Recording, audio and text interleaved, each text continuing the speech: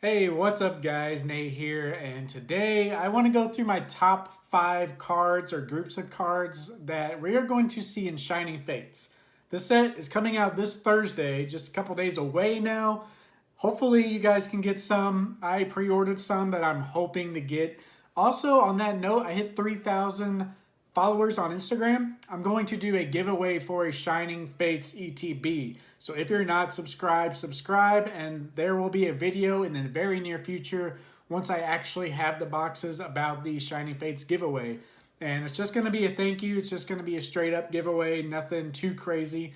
So yeah, look forward to that. But what are my top 5 groups of Shining Fates? Let's go ahead and jump into the set here, guys. And this is going to be a list 1 through 5. Charizard is not number 1. I'm just putting that out there. He might be 1.5, but I am sharing that spot with someone else. So Charizard is not number 1. Let's jump into the list. Some of these cards I did group together. I want to start with the Amazing Rares. The Amazing Rares come in at number 5. The ones I'm particularly interested in is Reshiram, and then Kyogre, and also Veltal. Veltal, to me, this card looks so awesome. Just being the dark type and then having the Amazing Rare, plus the Swirl. I'm kind of a sucker for Swirl or more uniform looks to the Amazing Rares. I really like the Raikou from Vivid Voltage. So this is really going to pop out for me, especially being a dark card and the vibrant rainbow colors coming off the card. Just looking at this card, I just really think this is going to be one of the most eye-catching Amazing Rares that we see in this set. Reshiram, now Reshiram is good as well as Kyogre, but just something about this Veltal just really stands out to me. And as we've seen with the Amazing Rares and Vivid Voltage, I think the hype is going to be there. People love these cards. People are excited to pull them. They look great, especially in person. If you haven't held one of these in person, highly recommend you guys check that out. But the Amazing Rares, just the hype isn't there as far as the other stuff goes. They're very good piece of the set, but overall, we're not going to see a ton of hype about these cards. Now, moving on to number 4, the number 4 category is the Eternatus cards. We have the Eternatus V and Eternatus Vmax. Now, these are almost treated as like the secret rare type, and I, for instance, consider secret rares being like the extra cards at the end of the set. This is a little different because all sets nowadays have a lot of secret rares, but these cards really stand out compared to the other ones, being that black and gold type theme. These cards are really cool looking. People are going to be super hyped to pull these. However, Eternatus being a newer type Pokemon, and I mean, this card isn't all that appealing to me as far as like the looks go. I do really like the black and yellow or black and gold look to these cards. I'm just going to have to see these in person. I'm really not as hyped about these as I thought I would be. And with Eternatus, he's kind of a unique Pokemon to pick for this because you really can't tell what's going on. A lot of new people in the hobby don't really know this Pokemon. And if you look at the card, it's very cluttered. You can't really tell. You can't even really make out the Pokemon. Maybe right here, a newcomer can maybe see the face, but look at this VMAX. I mean, you can't really make out hardly anything on the card. I know the Pokemon, and this is very cluttery for me. I like the more simple look, and that's why these guys come in at number 4. Next up in the number 3 spot, we have some of the baby shinies. Starting off with Suicune. I absolutely love this card. Just the artwork on Suicune itself. Why we don't see Entei and Raikou in this set, I don't know. Maybe because Raikou got an Amazing Rare on the last set. But yeah, Raikou could have been someone else in the last set. You know, maybe Vivid Voltage being electric themed. Raikou was just a perfect fit. However, just imagine if we had all 3 dogs as a baby Pokemon in here. Because we just have Suicune, I think Suicune is going to stand out as one of the better ones.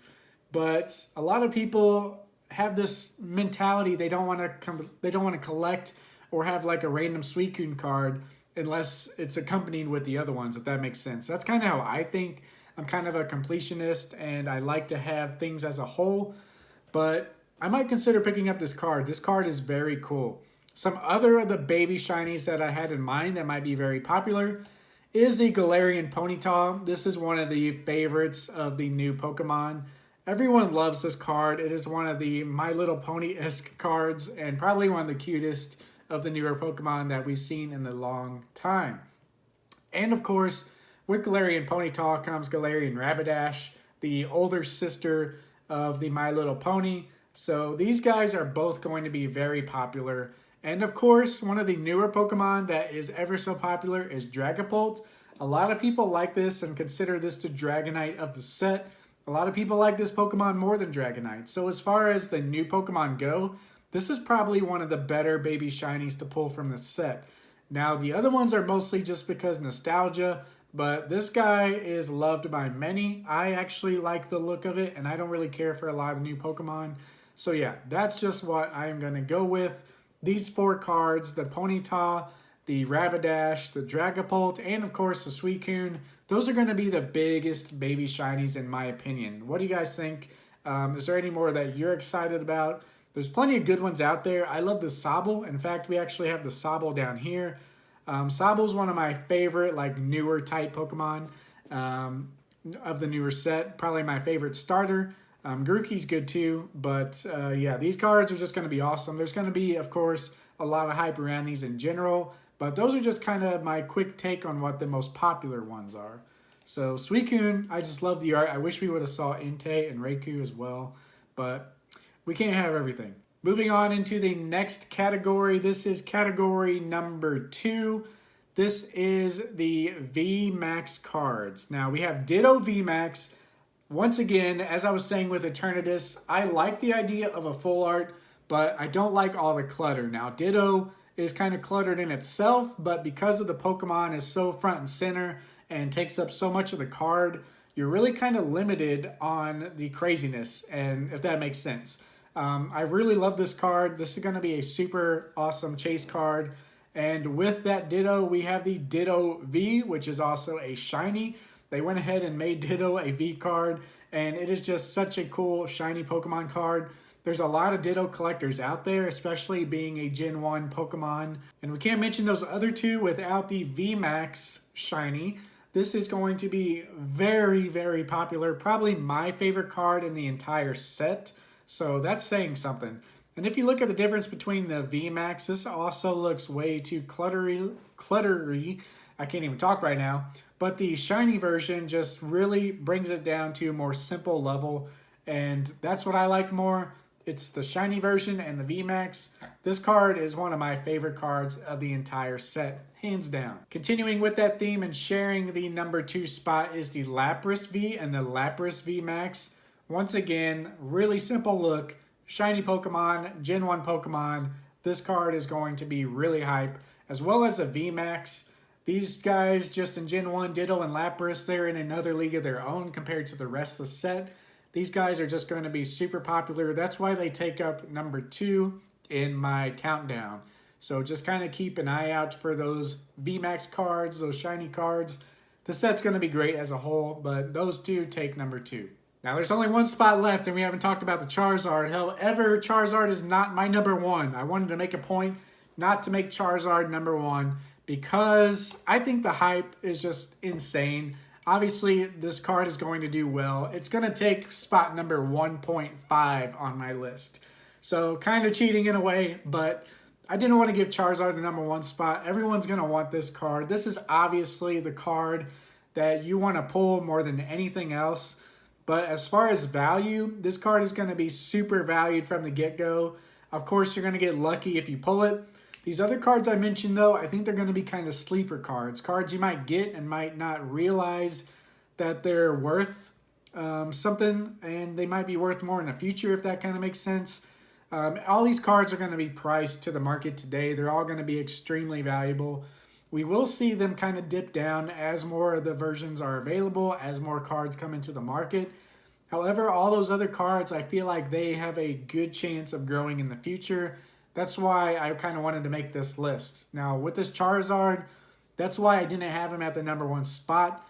This card is going to be hyped from the get-go. There might not be that much money into like buying these cards and holding on to them. Now, of course, down in the future, like 5 years from now, who knows? This card is definitely probably one of the best VMAX cards we've seen in a long time.